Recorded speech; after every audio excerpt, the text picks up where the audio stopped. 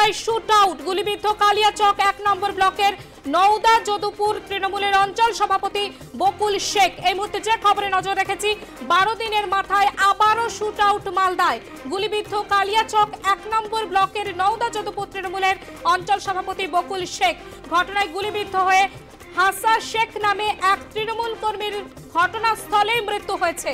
অন্যদিকে ঘটনায় আহত আরও এক তৃণমূল কর্মী এসার উদ্দিন শেখ।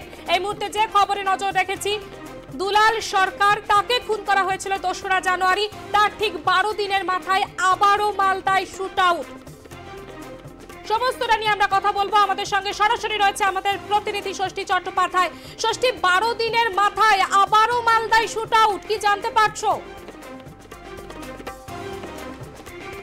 দেখো, উত্তরে মালদা যেভাবে আততায়ীদের বিচরণ ক্ষেত্র হয়ে উঠছে, তাতে অবশ্যই মালদাবাসীর কাছে অত্যন্ত আতঙ্কজনক পরিস্থিতি তৈরি হয়ে আসছে। মালদা এবং মালদা টাউন হোক বা মালদা কালিয়াচক, আমরা দেখেছি যে গত 2রা জানুয়ারি যেভাবে তৃণমূলের একজন কাউন্সিলর জনপ্রতিনিধিকে যেভাবে প্রকাশ্য দিবালোকে গুলি করে খুন করা হয়েছিল, সেই ঘটনার একেবারে 12 দিনের মাথায় আবারও ফের এক তৃণমূল কংগ্রেসের কর্মী, এবং শুধু তাই নয়, মালদা কালিয়াচকের 1 নম্বর ব্লকের নওদা যে যদুপুর গ্রাম পঞ্চায়েত রয়েছে, সেই গ্রাম পঞ্চায়েতের অর্থাৎ অঞ্চল সভাপতি, সেই অঞ্চল সভাপতি বকুল শেখ যে সময় রাস্তা এবং ড্রেনেজের যে আনুষ্ঠানিক সেখানে যেহেতু দীর্ঘদিন ধরে কাজ হচ্ছিল, সেই কাজ হওয়ার পরেই সেই রাস্তা উদ্বোধন করতে গিয়েছিল, সেই সময় তাকে লক্ষ্য করে এলোপাতাড়ি গুলি চালাতে শুরু করে তৃণমূলেরই আরও একটি গোষ্ঠী, এবং সেই গুলি চালানোর ঘটনা হাসা শেখ বলে সে ঘটনাস্থলেই সে গুলিবিদ্ধ হয়ে তার মৃত্যু হয়। ইতিমধ্যেই কিন্তু 2জন গুরুতর তারা আহত হয়েছেন, এবং সেই আহত 2জনকে মালদা যে মেডিকেল কলেজ হাসপাতাল রয়েছে সেখানে তাদেরকে স্থানান্তর করে নেওয়া হয়েছে, এবং ইতিমধ্যেই তাদের চিকিৎসা শুরু হয়েছে। এবং গত কয়েকদিন ধরেই আমরা দেখছি যে এই যে বারবার গোষ্ঠীকন্দলের বিষয়গুলো উঠে আসছিল, আমরা দেখেছি কলকাতা পুলিশের নগরপাল, তিনিও কিন্তু অন্যান্য পুলিশ আধিকারিকদের যে নির্দেশ দিয়েছেন, সেই নির্দেশে বলা হয়েছে যে তৃণমূলের অর্থাৎ শাসক দলের কার গোষ্ঠীকন্দল বা গোষ্ঠীদ্বন্দ্ব কার কোথায় কতটা রয়েছে, কার সাথে কার রয়েছে, এ বিষয় নিয়ে যখন জানতে চাওয়া হয়েছে, সেই সময় মালদা জেলায় একের পর এক এই ধরনের ঘটনা, এবং গুলি চালানো, অর্থাৎ 2রা জানুয়ারি প্রথম গুলি চালানোর ঘটনা নয়, এর আগেও গুলি চালানোর ঘটনা ঘটেছিল মালদায়। তবে 2রা জানুয়ারি যেভাবে তৃণমূলের একজন জনপ্রতিনিধিকে, কাউন্সিলরকে গুলি করে খুন করা হয়েছে, এবং তারপরে আরও একটি ঘটনা ঘটে যেখানে 2জন বৃদ্ধাকে এলোপাতাড়ি চপার দিয়ে কোপানো হয়েছিল, এবং তারপরে 12 দিনের মাথায় ফের নতুন করে মালদায় শুট আউট, এবং আরও একজন তৃণমূল কংগ্রেসের কর্মী গুলিবিদ্ধ হয়ে খুন হয়েছেন। এবং এই ঘটনায় যথেষ্ট চাঞ্চল্য ছড়িয়েছে মালদা কালিয়াচকের এই নওদা গ্রাম পঞ্চায়েত এলাকায়। তাই স্বাভাবিকভাবেই যত সময় গড়াচ্ছে, মালদা কিন্তু একেবারে বিচরণ ক্ষেত্র হয়ে উঠছে আততায়ীদের। একদিকে ভারত বাংলাদেশ বর্ডার, এবং সেই বর্ডার লাগোয়া বারবার উত্তেজনা ছড়াচ্ছে মালদা টাউন এবং মালদা জেলা দিকে, এবং তারপরে একের পর এক গুলিবিদ্ধর ঘটনায় স্বাভাবিকভাবেই আতঙ্ক ছড়িয়েছে মালদা কালিয়াচক থানা, এই নওদা যে গ্রাম পঞ্চায়েত এলাকা, সেই গ্রাম পঞ্চায়েত এলাকা জুড়ে। ষষ্ঠী, তুমি আমাদের সঙ্গে থাকো। এই মুহূর্তে যে খবরের দিকে আমরা নজর রেখেছি, 12 দিনের মাথায় আবারও ফের মালদায় শুট আউটের ঘটনা, এবং আজ সকালে এই শুট আউটের ঘটনা ঘটে। ইতিমধ্যে একজন তৃণমূল কর্মীর মৃত্যু হয়েছে, আহত আরও 2জন। স্থানীয় বাসিন্দারা তারা ঠিক কি বলছেন এই মুহূর্তে শুনবো। সালেপুর মমিনপাড়া, ওখানে একটা মেম্বারকে বললো যে আপনি টিএমসি করতে করতে অন্য দলে ভিড়ে গেল, তো কাম কাজগুলো করবো না, তো মানুষ তো বকাবকি করবে, কাম কাজগুলো করো, ওকে এটা বললো। তারপরে এনারা ফিতা কাটার পরে ওরা প্রায় 15-16টা লোক গিয়ে মানে মারধর করতে লাগলো, গুলি চালাতে লাগলো, ইট দিয়ে মারতে লাগলো। কানা সেটা কানা, ওটা আপনার জাকিরের ছিল। জাকিরকে? ওটা আপনার কাসিমনগরে। কি করে? ওরা মস্তানি, মানে কোনো দল করে জাকির? না, ওই দলে নাই, কিন্তু দল ভাঙার জন্য। তারপরে কি হলো? তারপরে তো মারামারি করতে করতে আমরা ইনাকে নিয়ে আসলাম।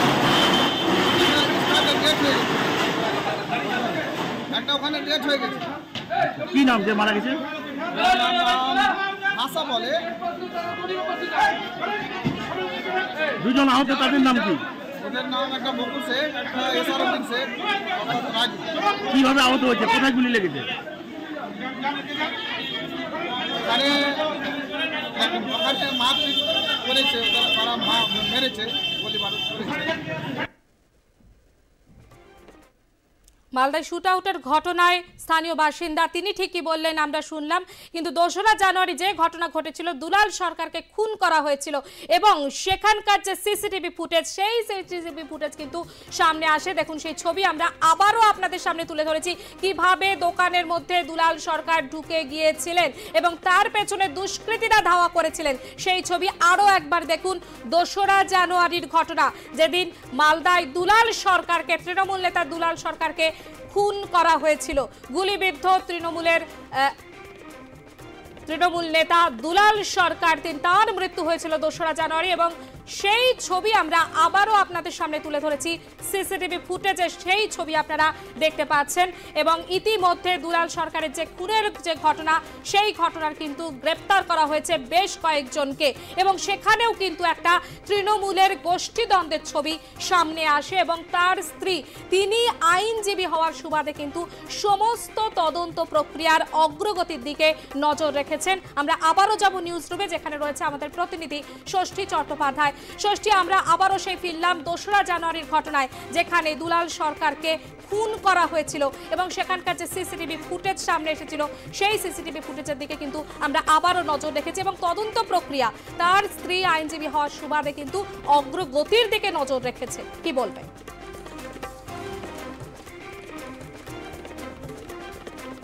দেখো, গত 2রা জানুয়ারি যেভাবে দুলাল সরকার ওরফে বাবলা সরকার এলাকার পরিচিত এবং প্রত্যেকের সাথেই কিন্তু একটা সমন্বয় বজায় রেখেই এবং তার পাশাপাশি তিনি একজন জনপ্রতিনিধি এবং তাকে যেভাবে একেবারে প্রকাশ্য দিবালোকে আততায়ীরা যেভাবে তাকে গুলি করে খুন করেছে, এই ঘটনার পর থেকে কিন্তু বারবার অগ্নিগর্ভ হয়ে উঠছে মালদা উত্তর এবং মালদা দক্ষিণ এবং ইংলিশ বাজার থানা এলাকায় এই দুলাল সরকারের খুনের ঘটনা ঘটার পরেও যেভাবে মালদার কালিয়াচকে আজকে যেখানে ড্রেন এবং রাস্তা শিলান্যাস করতে গিয়েছিলেন এলাকার ব্লক অঞ্চল সভাপতি, সেই অঞ্চল সভাপতিকে লক্ষ্য করে তৃণমূলের আরও একটি দলের সমর্থকরা, অর্থাৎ গোষ্ঠীর আরও একটি গোষ্ঠী, সেই গোষ্ঠীর সমর্থকরা সরাসরি তাকে গুলি করার চেষ্টা করলেও তার পাশে ছিল হাসা শেখ বলে আরও একজন তৃণমূল কর্মী এবং তার গায়ে সরাসরি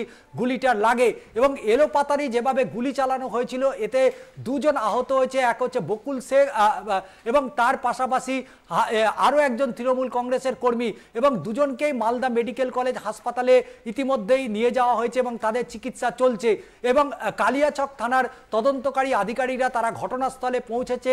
কেন এই ধরনের ঘটনা ঘটলো সেটাই তারা তদন্ত করে খতিয়ে দেখছে। তবে যেভাবে শাসক দলের গোষ্ঠীকন্দল এবং শাসক দলের একের পর এক কর্মী গুলিবিদ্ধ হয়ে খুন হচ্ছে, এই ঘটনায় অবশ্যই মালদা শহরে অন্যান্য যারা তৃণমূল কংগ্রেসের কর্মী বা নেতৃত্ব রয়েছেন তারাও কিন্তু দুশ্চিন্তায় রয়েছে এবং নিরাপত্তা তারা কতটা সুনিশ্চিত রয়েছে সেটা নিয়েও কিন্তু প্রশ্ন উঠতে শুরু করেছে। এবং দুলাল সরকারের ক্ষেত্রে আমরা দেখেছি যে স্থানীয় যারা তৃণমূল কংগ্রেসের যারা নেতৃত্ব রয়েছেন তারা কিন্তু বারবার আতঙ্কিত হচ্ছেন যে একজন জনপ্রতিনিধি, তার যখন নিরাপত্তা নেই, সাধারণ মানুষের নিরাপত্তা এবং পুলিশি তদন্ত নিয়ে প্রশ্ন তুলেছে খোদ দুলাল সরকারের স্ত্রী এবং তার পাশাপাশি আজকে যেভাবে কালিয়াচকে গুলিবিদ্ধ হয়ে একজন তৃণমূল কংগ্রেসের মৃত্যু হলো, সেই ঘটনায় কিন্তু আবারও প্রশ্ন তুলে দিল সেখানকার মানুষের নিরাপত্তা নিয়ে এবং কেন মালদায় এই ধরনের বারবার ঘটনা ঘটছে তা নিয়ে অবশ্যই শাসক দলের যারা শীর্ষস্থানীয় নেতৃত্ব রয়েছেন এবং প্রশাসন রয়েছে এ বিষয়ে নজর তারা অবশ্যই দেবে। এবং যেহেতু আরও একবার বলি, বাংলাদেশ ভারত যে সীমান্তবর্তী এই মালদা জেলা, এবং সেই মালদা জেলায় বাইরে থেকে অর্থাৎ বাংলাদেশ থেকে বহু দুষ্কৃতী ঢুকছে, তাই স্বাভাবিকভাবেই বারবার অগ্নিগর্ভ হয়ে উঠছে মালদা উত্তর এবং দক্ষিণ। এবং আজকের ঘটনায় নতুন করে আতঙ্ক ছড়িয়েছে মালদা শহরে। সেখানকার মানুষের নিরাপত্তা নিয়ে ইতিমধ্যেই প্রশ্ন তুলছে সেখানকারই স্থানীয় তৃণমূল কংগ্রেসের কর্মী সমর্থকরা। রাস্তা শিলান্যাস করতে গিয়ে তৃণমূল নেতাকে লক্ষ্য করে গুলি করা হয়েছে, তাহলে কি আগে থেকেই এই প্ল্যান করা হয়েছিল? কি মনে করা হচ্ছে পূর্ব পরিকল্পিত সম্পূর্ণটাই? দেখো, এখনো পর্যন্ত পুরো বিষয়টা কালিয়াচক থানার তদন্তকারী আধিকারিকরা তারা পুরো বিষয়টা খতিয়ে দেখার চেষ্টা করছে। এবং যেহেতু আজকে নির্দিষ্ট দিন ছিল যে আজকেই ড্রেনেজ এবং রাস্তার শিলান্যাস করা হবে, তো স্বাভাবিকভাবেই এটা কিন্তু আগে থেকেই পরিকল্পিত ছিল যে আজকের ডেটেই মূলত এটা করা হবে। তবে তৃণমূলের আরও একটা গোষ্ঠী তারা প্রস্তুত যে ছিল এবং তারা আগে থেকেই এটা পরিকল্পনা করেছিল, সেটা কিন্তু আজকের যে ঘটে যাওয়া যে ঘটনা সেটা কিন্তু একেবারে দুয়ে দুয়ে মিলে যাচ্ছে। তাই স্বাভাবিকভাবেই তৃণমূলে অন্য একটা গোষ্ঠী অর্থাৎ বকুল শেখের যে গোষ্ঠী, তার যে উল্টো দিকে অন্য যে গোষ্ঠী রয়েছে, দুই গোষ্ঠীর মধ্যে কি কারণে বিবাদ রয়েছে, কি কারণে তাদের মধ্যে ঝামেলা রয়েছে, এ বিষয়টাও কিন্তু তদন্তকারী আধিকারিকরা খতিয়ে দেখছে। তবে এখন দেখার বিষয়, মালদা যে দুজন গুরুতর আহত হয়েছেন বকুল শেখ, তাকেও নিশ্চয়ই জিজ্ঞাসাবাদ করবে তদন্তকারী আধিকারিকরা। এবং এই ঘটনায় এখনো পর্যন্ত পুলিশ কাউকে কিন্তু গ্রেপ্তার করতে পারেনি, এটা কিন্তু স্পষ্ট সেখানকার বাসিন্দাদের কথাবার্তায়। দুলাল সরকার খুনের সময় আমরা দেখেছি যে বিহার থেকে দুষ্কৃতীদের আনা হয়েছিল, এরকম কিন্তু একটা বিষয় সামনে এসেছে। এবার কিন্তু তৃণমূলের যে গোষ্ঠী কোন্দল এবং সরাসরি তৃণমূলেরই লোককে দেখা গেছে যে আগ্নেয়াস্ত্র নিয়ে হামলা করতে। দেখো, এই প্রশ্নটা যখন আগে উঠেছিল, এক্ষেত্রে আজকের ঘটনাটা কিন্তু ঠিক একই প্রশ্ন ঘুরে ফিরে আসছে। তার কারণ দুলাল সরকারের খুনের ঘটনায় প্রথম যে বিষয় তথ্যটা সামনে এসেছিল সেটা হচ্ছে যে বিহার যোগ, অর্থাৎ 50 লক্ষ টাকা সুপারি দেওয়া হয়েছিল, কখনো বলা হয়েছে 10 লক্ষ টাকা সুপারি দিয়েই মূলত দুলাল সরকারকে খুন করার চেষ্টা করা হয়েছিল। এবং তার পরবর্তী পর্যায়ে মালদা পুলিশের পক্ষ থেকে তুমি আমাদের সঙ্গে থাকো, আমাদের সঙ্গে টেলিফোন লাইনে রয়েছেন বিজেপি নেতা সজল ঘোষ। 12 দিনের মাথায় আবারও মালদায় শুট আউট, কি বলবেন? আবারও তৃণমূলের গোষ্ঠী কোন্দল সামনে। আমি তো বুঝতে পারছি না যে 26 অবধি এরা আদৌ এদের ভোটে প্রার্থী দেওয়ার লোক থাকবে কিনা। হ্যাঁ, এক পক্ষকাল মানে 15 দিন যেতে দিচ্ছে না, জেলায় এক একটা জেলায় ধরে ধরে মারছেন নিজেদের লোককে। হ্যাঁ, এত মুখ্যমন্ত্রী পুলিশ মন্ত্রী হয়ে বললেন সুপার খারাপ, আইবি খারাপ, ডিওয়াইবি খারাপ। আসলে এত খারাপ মুখ্যমন্ত্রী, তারপরে যে খারাপ লোকগুলো পাল্টায়নি। একটা পুলিশ মন্ত্রী হয়ে পুলিশের উপর তার কন্ট্রোল নেই। যে মরল তার নাম কি, যে মারল তার নাম কি? দেখুন, দুটোই তৃণমূল। যদু বংশ এরম করেই ধ্বংস হবে, কাউকে লাগবে না ওদের ধ্বংস করতে, ওরা নিজেদেরই মারবে। দুর্ভাগ্যজনক হলেও সত্যি, তৃণমূল করলে গুলিকেই মরতে হবে। অনেক ধন্যবাদ। আমরা কথা বলছিলাম বিজেপি নেতা সজল ঘোষের সঙ্গে। তার সঙ্গে সঙ্গে নিউজ রুম থেকে আমাদের প্রতিনিধি ষষ্ঠী চট্টোপাধ্যায় ছিলেন আমাদের সঙ্গে। ষষ্ঠী, তোমাকেও ধন্যবাদ। সময় বিরতির